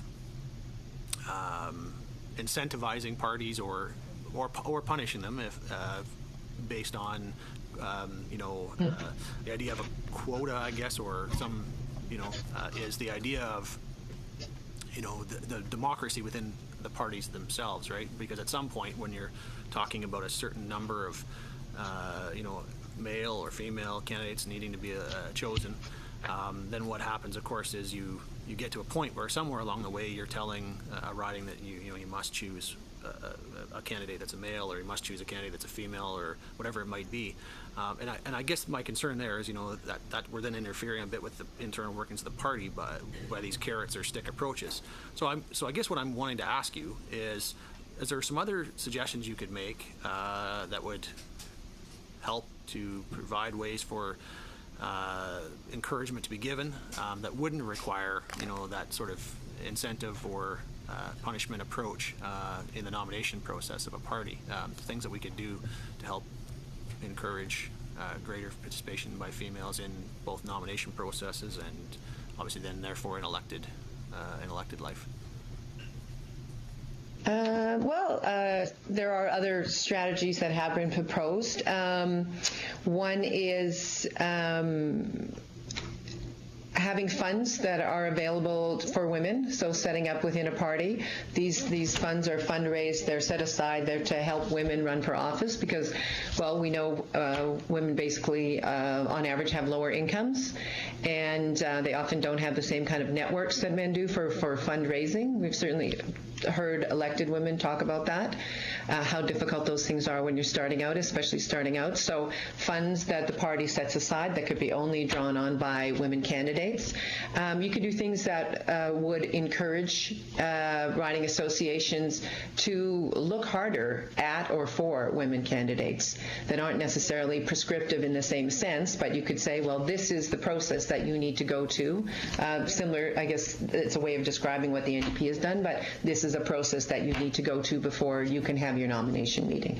So we need to know that you've talked to, X number of qualified women candidates or something like that. So there are ways, but I think if we have a party system that is producing the current results, there is going to need to be some change in the party system. I think maybe what you're talking about is maybe a more natural or a slower or an educative process rather than a forced one, but it will need to change. If you want a different result, you have to do things differently. Thank you very much. Is that all the time yeah, I had? yeah, Okay, well, thank you. I appreciate that. We all share the same goal. I think we just trying to find different ways to get there. So I appreciate that. Thank you. Okay. Ms. Romanato. Merci beaucoup à nos témoins. Thank you to our witnesses for being here with us this evening, as well as members from the community. I just want to say, as my colleague did mention, we're going to stay calm and ERRE on, because as we know, the Prime Minister has reiterated his deep commitment to this process. So again, you have our commitment that we are still soldiering on, so rest assured. On that note, I would like to talk a little bit about some of the information that we heard. I'll start with Madame Carmichael. We talked a little bit about you mentioned about women, and I know I bring this up often. It's because it's something that I guess obviously as a woman who ran in a what you would call, I guess, non-stronghold, that obviously it must have been because of the electoral system that I got elected or I didn't get elected, or just rest assured that my decision to run for office had nothing to do with the actual electoral system. It had to do with the job itself. So I just wanted to mention that. You said, how can voters know if a party is running candidates? Well, I'm pretty sure if they were to go on the website of a party, they could actually see who the candidates are. I'm pretty sure people do look into that kind of information. But I'm going to come back to that question because, premièrement, j'aimerais remercier Madame Lantier. First of all, I'd like to thank Ms. Lantier for being here this evening. It's very important for us, as a Quebecer myself, that we have the ability to communicate with our voters in the language of that they prefer. So it was really important for me that you be here today. It's the first time that someone has come to speak about the reality of Francophones who don't live in Quebec. We've undertaken a public consultation in Saint-Pierre-Joly, Manitoba, and we were very proud to have gone there. So thank you very much. I had a conversation with the QCGM, which represents the Anglophone minority in Quebec. So we've heard them realities of both. And thank you very much for being here this evening. The issue that we've been talking a little bit about, we've heard a lot about the importance of the nomination process because regardless of the gender, when someone decides to run for office, there are two things. The first is getting the nomination. The second point is then winning the election. And from the testimony we've received, we've heard that women don't have a problem getting elected once they get the nomination. We're really good at winning, which is great. It's the getting the nomination. And we talked a little bit about fundraising, that women may not have the means to put forth the required funding for their campaign. There's issues with respect to daycare, being able to take time off work and so on. And I know that there are some initiatives that have been taken. I know, for instance, in the Liberal Party, we do have a fund that is available for female candidates to help them. And in fact, in our nomination process as well, there is a criteria that the electoral district associations must make every effort and prove that they've done everything they can to find a female candidate. So I'm quite happy about that as well. The question of enticing people to run for office, though, is not always as easy because of the actual job itself. For instance, if you happen to live in, I don't know, Calgary, and you're thinking of running for office and you may have a young family, the idea of the commute can probably be a barrier for you. The idea of not being near your family, the long hours, so on and so forth, the tone in Parliament. So I'd like to get your opinion on, do you think there should be more weight put on the nomination process and those barriers rather than the actual electoral system? And I'm just talking about getting women elected. I'm not talking about all the other things that we can be doing. I'm just saying that I don't think it's the electoral system alone. I think it's a suite of things that we need to do. So I'd like to get your opinion, Ms. Decter, and then, of course, yours, Madame Carmichael. Thank you for the question. Yes, I would agree. The electoral system alone is not the issue or the solution, but I think it is. We've come to the conclusion that it is part of the solution, and all of those other things matter. In particular, the travel matters at the federal level more. And if you think of it traditionally, decades ago, women moved with their husbands to Ottawa and raised their kids there, and it's just not the way politics is done now. But all those kinds of things about the other structures that make it easier for women to work also make it easier for women to be elected. So they are part of it, but we also do think that electoral reform is part of the process. Thank you. Madame Carmichael? Yes, thanks. I think we agree with that. I think there are a bunch of things that we can do to help women get elected. I think we are doing a bunch of things already, and so we're still not rising in the numbers. And, some of the initiatives are great to see, and I think they're very, very helpful.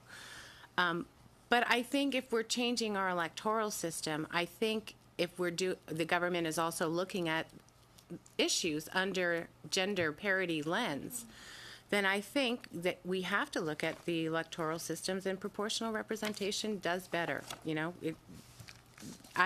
When you look at the numbers, Sweden 45%, Finland 43%, Norway 40%, Denmark 39%, Netherlands 39%, Germany 37%, and then you come down to Australia, Canada, United Kingdom 26%, 25%, 23%. First past the post systems create barriers, and if we can't identify them, then maybe we need to do more work on it. But the results, the correlation, Aaron Leaphart said up to 8% more women get elected in proportional systems. It's a correlation. So we need to figure out what those things are, but I think we can be confident that PR elects more women. Well, we don't have much time. Okay. I just wanted to... Madame Lantier to answer to you? Absolutely. Madame Lantier, avez-vous des commentaires concernant... Have you any comments, Madame Lantier, about recruiting women candidates? Any comments about that? Listen, I think what I might add by way of comment is that what we can say about difficulty of women in getting to the House of Commons, we could also relate to linguistic minorities doing it. That is, how to convince people who are different from you to vote for you and adapt your values or to understand life through your lens. And so these are questions that we ask for. Getting women involved is also a question we can ask about minorities. Thank you, Ms. Lantier. Madame Sanssouci, the floor is yours. Thank you, Mr. Chairman. This committee is at its 44th meeting, has heard more than 100 witnesses, has received thousands of comments, and my first question is for the representatives. Thank all of you for being here this evening. My question is for those who are here for Fair Vote Canada. In the context of the committee's work, I thought it was interesting for me to hear you say that for the 65,000 members you represent, that the Prime Minister's comments earlier this week that, well, maybe a reform wasn't so necessary, was more a source of energizing for you rather than demotivating you. And the same thing is true perhaps for those you surveyed, Mr. Grace, and that's maybe why he said the opposite thing today. But as a Quebecer myself, I must say that this week I was living February 2nd because we, partly in the opposition, they're denouncing the inequalities of voting methods because the majority of the seats are taken with a minority of support. When they get into power, well, the opposite happens. Then the opposition parties, you know, you said it in your presentation that there are 90 countries in the world, 85 of the OCDE, that have adopted a proportional voting method. With what you know about this, how do we get out of this vicious cycle that when you're in power, you think one thing, and when you have other beliefs when you're in opposition, what is unfair in one situation is no longer unfair in another? So how do we get out of that vicious cycle?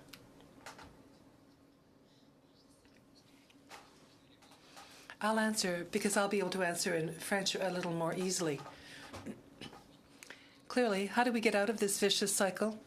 Normally, you don't get out of it. Unfortunately, the fact is that, you know, Scott Reed wrote an article about this in 2005, examples of countries that move from our current system, first past the post, to proportional representation. It doesn't happen often, and it doesn't happen because of this. And that's why today we're asking the government to act differently, to do things differently, to not make a decision for partisan reasons. And we're asking the same thing of the Conservative Party, the Bloc, and the Green Party and the NPD. It's the only way. It's the only way we're going to get change, and it's by making a decision, as Mr. Hughes, you weren't there yesterday. Mr. Hughes is from New Zealand. He said the decision cannot be made based on what happened in the preceding election or what's going to happen in the upcoming election. You have to make a decision based on what you want for the next 100 years. That's the perspective that we need to have. That's what we're asking the government to do and the opposition to do. Work together, give us what we deserve as citizens, and fulfill your promise. Count all the votes. Thank you. Mr. Graves, in your presentation, there were parts that I may have lost along the way, but in fact, you talked about cynicism that currently the population and citizens live under. And what I have understood is that we should be looking at a voting method where every vote counts would contribute to diminishing this cynical attitude. I'd like to hear what you have to say a little bit more about that. Well, I think in our surveys, the public are saying that they feel a voting system which produced equal impact from all votes would be one that they would feel considerably more comfortable with.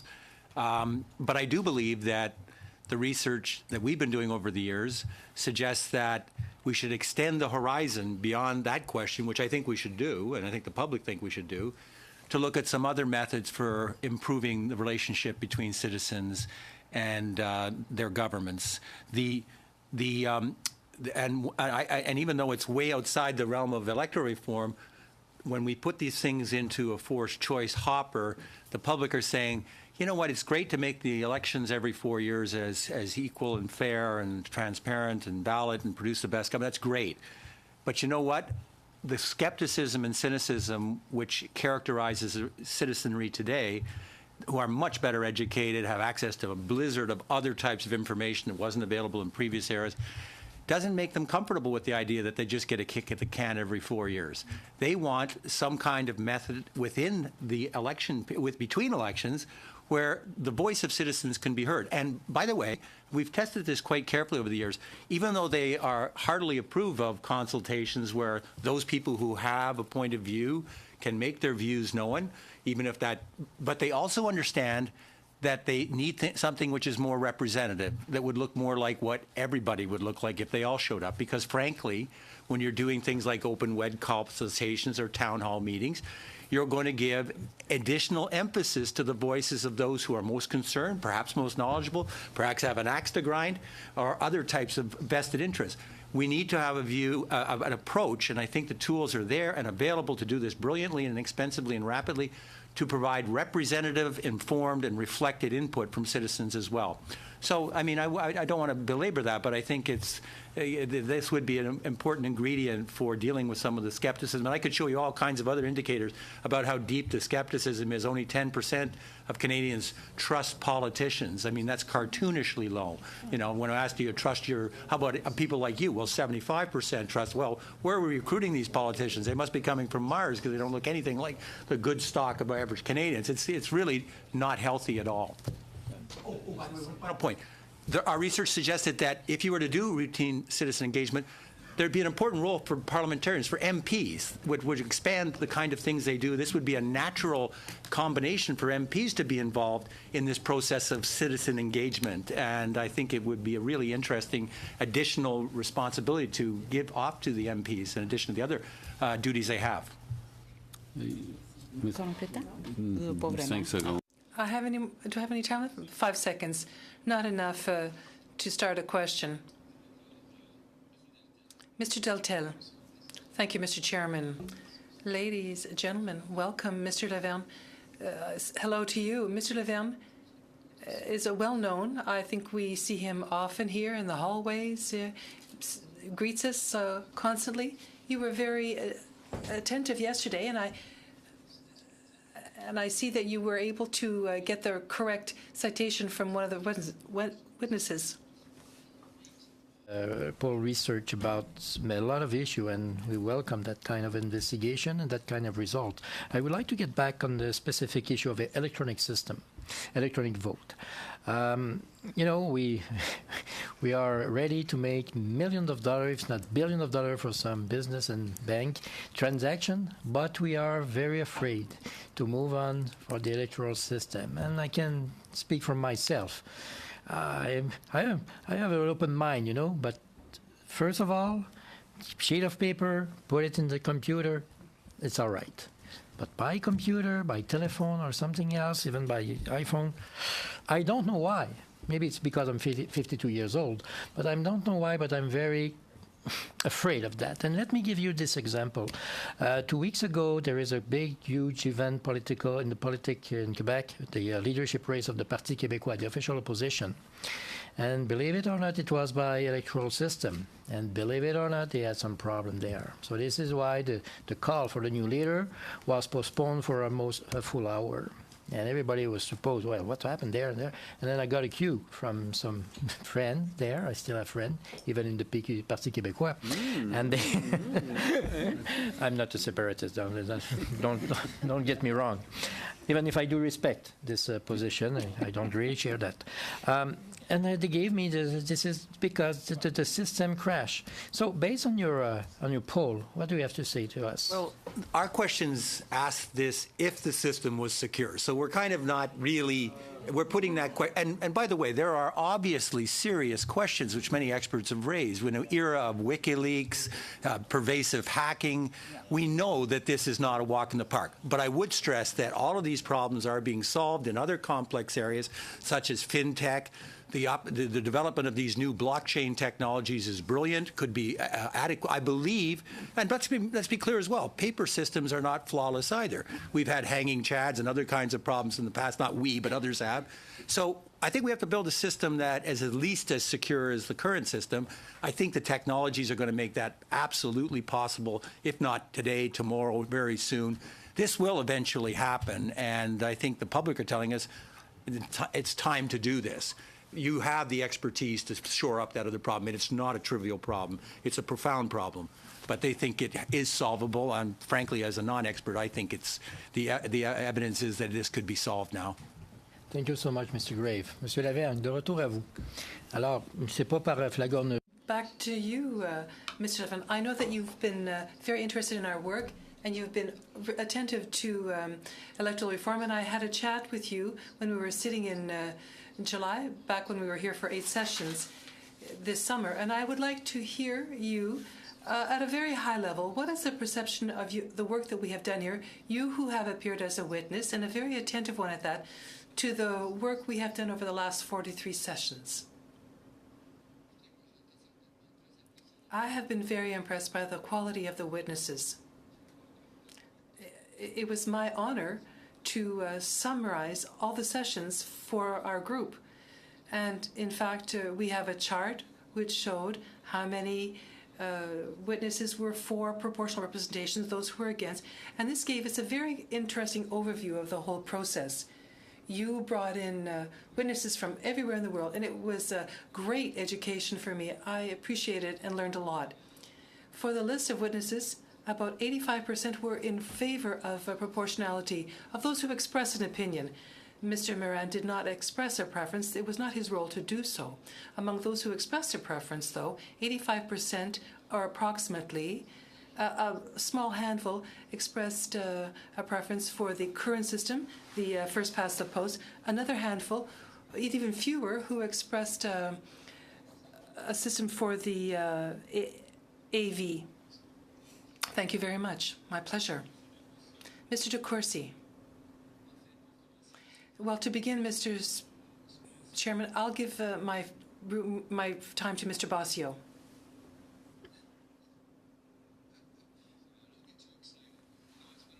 We've been in a committee room together, but I miss you too, by the way.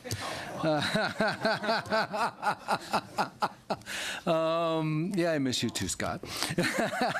Well, yeah.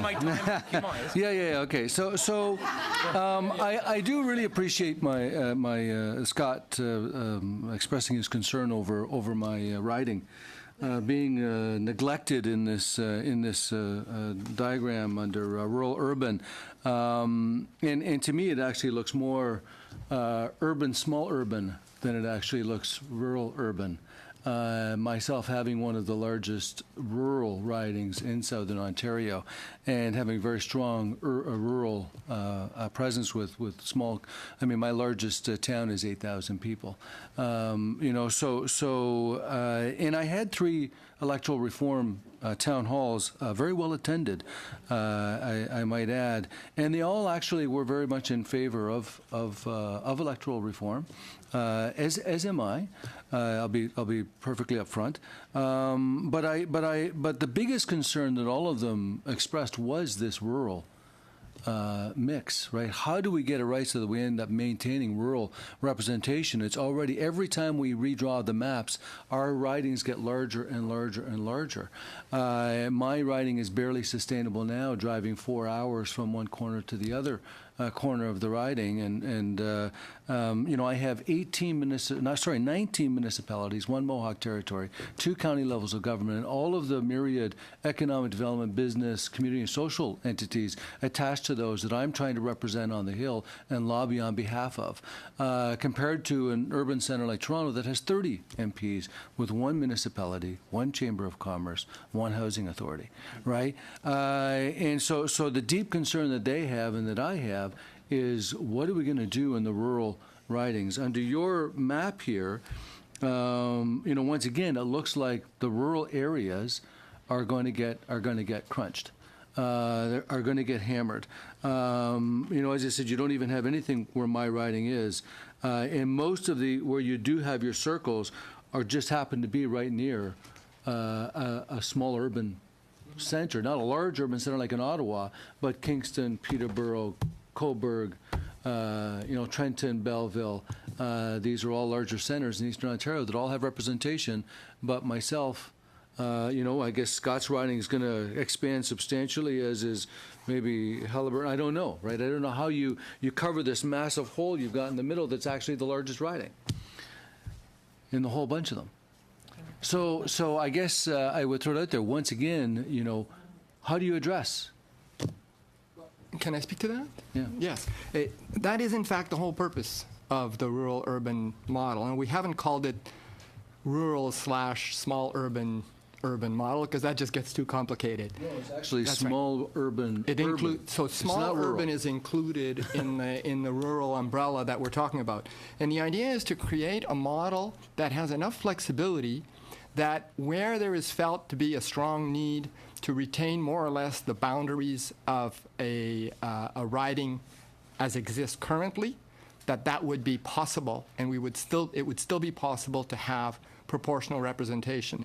And the way we do that, and if you like, we could meet you and I anytime. I can come on to the Hill. Like I said, I'm 10 minutes away on my bike, so I can come by and we can chat about it and look at it very closely.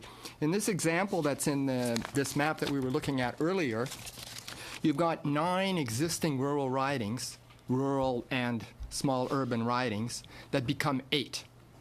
Okay, so there is some expansion, but that's really modest compared to what you would have to have under MMP, where you'd be expanding the size of ridings by 60 or 70%. So it makes a huge difference. And it's a huge difference relative to STV, where the only way that you can have multi-member ridings is to group 2 ridings together. So you actually have to double the size of ridings. Excuse me, the problem we already have, I mean, I'm the chair of the National Rural Caucus, and one of the biggest issues, the reason I created the Rural Caucus was so that we could offset this lobbying capability that you see in the large urban centers. Any further increase in rural ridings is completely unacceptable, right? People, like I said, we're already stretched to the max. You can't stretch it any further than that. And that's in Southern Ontario. What are you going to do in the north? Right? So where right now many of them have to commute by plane just to travel around their ridings. Right? So I mean, this is something that to me really is at the root of the biggest issue you have to deal with. And like I said, I support electoral reform because I think that, yes, every vote should count, and we need to find a solution that's going to work. But if it's going to be at the expense of rural, not a chance, because we're already getting hammered as it is. We're already at a total disadvantage. It's not at the expense of rural. It's not at the expense. The distribution of seats, rural and urban, stays the same. You don't have an electoral reform and try to rebalance power at that stage. But this goes to the crux of the situation, because right now we have the Small Communities Fund that is defined, how they define a small community is 100,000 people or less, which is what you've done here as well, right, in your written report. And this is the conundrum, right, is how does a community of 1,000 people compete for funding against a community of 100,000 people? And now what you're doing is you're actually creating an even more unequal representation by increasing the size of these ridings. Even a 15% increase in the size of these ridings, you don't understand. I don't know. Or have any of you have you grown up in a rural community and had to compete for those funds, or been representative on a rural municipal council and had to compete for those funds against the larger centers? It's very difficult. And even though Eastern Ontario, there's lots of rural areas within it, they're controlled by urban centers like Kingston, Peterborough, Belleville. There is a solution, Mike, which is that you, instead of reconfiguring the ridings, you add a small top-up of 10 to 15% new seats. Then you can leave the rural ridings exactly the way they are. If you think that's politically viable, that's one way to move ahead with proportional representation. You can't have proportional representation without having some formula for multi-member ridings or top-ups. That is your 7. So if you want to have multi-member ridings and top-ups, and you also want to keep single-member ridings exactly the way they are in rural areas, the only way to do it is to add a certain number of MPs, and that's what we're trying to suggest with the rural-urban model. If you want to go that way, that is an option. If it's political. Okay, our time's up, but it's been a very vigorous debate, and that's what keeps us coming back day after day. So, what? Yeah. So, thank you. Okay, colleagues. Thank you to the witnesses. That was a very stimulating discussion tonight, and. Mr. Reid? I'll wait till you dismiss the witnesses. I wonder if we can take a few minutes before we just to pass out the motion that I. Oh yes. Okay. You want? This is not in camera though. You want it public? No, it's a public thing. Yeah. Okay. Well, I thank the witnesses. Thank you for being here, and Mr. Graves, thank you for your data, and Ms. Carmichael, it was nice to meet you. Mr. Laval, nice to see you again, and it's nice to have the input from the French language minority communities. It's very important. Yeah. Merci, Madame Lantier. Merci à tous. Okay, Mr. Reid. Just, if you don't mind, just hanging on a second until I get a copy of my own motion. It's late, and we've been sitting in this committee in various rooms for 6 hours, so I may not be as crisp as I would like to be. Okay, so colleagues, yesterday Professor Becker testified. I just want to make sure that we have the attention. We have Mr. Fraser with us as well. Welcome, Mr. Fraser. Mr. Basio? Mr. Basio, sir. Yeah, the guy who talked about well-behaved we have more systems. business to take care of. The line guy. Thank you, Mr. Graves. Thank you. That's it. Okay, okay. So if Mr. Reid could have everyone's attention, please, that would be ideal. So you may recall at yesterday's meeting, I indicated while I was asking him questions, I said I'll be trying to get back to you with some suggestions about other models that you haven't done that are similar to that are within the 3 families of proportional models that I think are most high profile in the discussion in Canada, those being STV, MMP, and the rural-urban model. And so I said for each of them, would you be able to run something that does not run into problems with the issue of proportionate representation under the Constitution, which could occur if you add seats. And so this is an attempt to actually give him 3 of these, one model for each of these 3 categories. The goal being to say it has to comply with the first restriction being it has to comply with no new seats for any province. You get exactly the same number of seats, or the same number of MPs, rather, as you had under the 2000.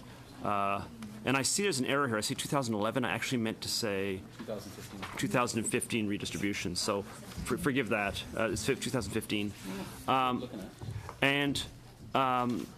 Secondly, the redistribution has to be capable of being executed on an expedited basis, which means any redistribution cannot be something like we see here, 9 seats becoming 8, which would require a full 2-year-long redistribution, but rather the briefer redistribution that is possible if you simply merge 2 ridings or 3 ridings or whatever together.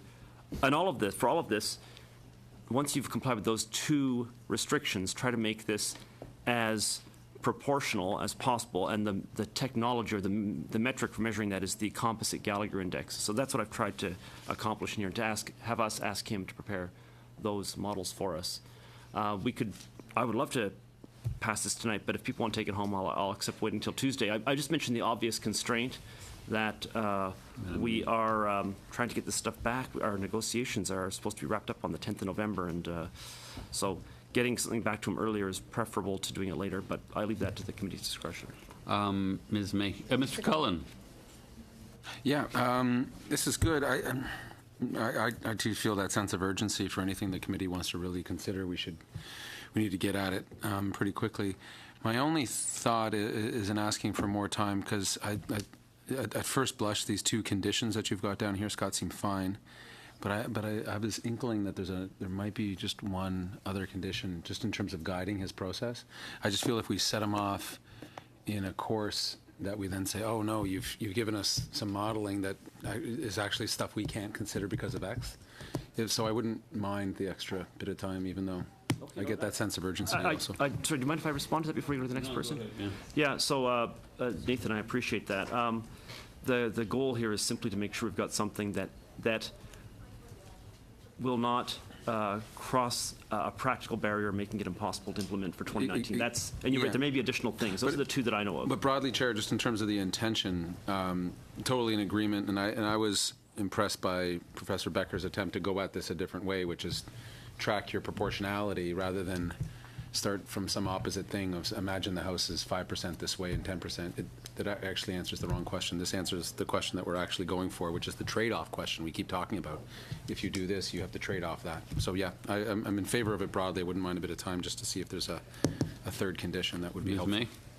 I would support this entirely, and I was also impressed with, I don't know if it's Professor Weber Becker or just Professor Becker, but he appears also to be prepared to continue to do work for us, work on this issue without expecting a contract. So I don't think there's a financial issue. It's an extremely generous offer. He will need time because he has a day job. So I would urge that we move it forward now with some wiggle language towards the end that says, and any other conditions that strike us which don't slow down his work. I mean, if we tell him tomorrow, we really want you to do these, he can work all weekend. I mean, I think we're down to days that matter. And I'd rather let him know, thumbs up, we appreciate your civic-minded brilliance, and we like your composite Gallagher index, and we really want this work. And we may have another condition to tell you about later, if Nathan can live with that. Okay, so any other comments? Is there, yes, Mr. DeCourcy. I'd be happy to send this off now, and then any other addition would come back to this committee in the form of a motion. Okay, so any addition would come in the, so I missed that part. Are there any further conditions that we want? Okay, I see. This wouldn't be just unilaterally done. The committee would have to pass it. We send this off. We ask Mr. Weber Becker if he'll do this. That's what we're doing. So there seems. All in favor? The last sentence was where? I don't think that. Sorry, Ms. May was saying. Yeah. I don't think she meant it as an addition, or I don't think Mr. Kersey meant it as an amendment. But you can ask him.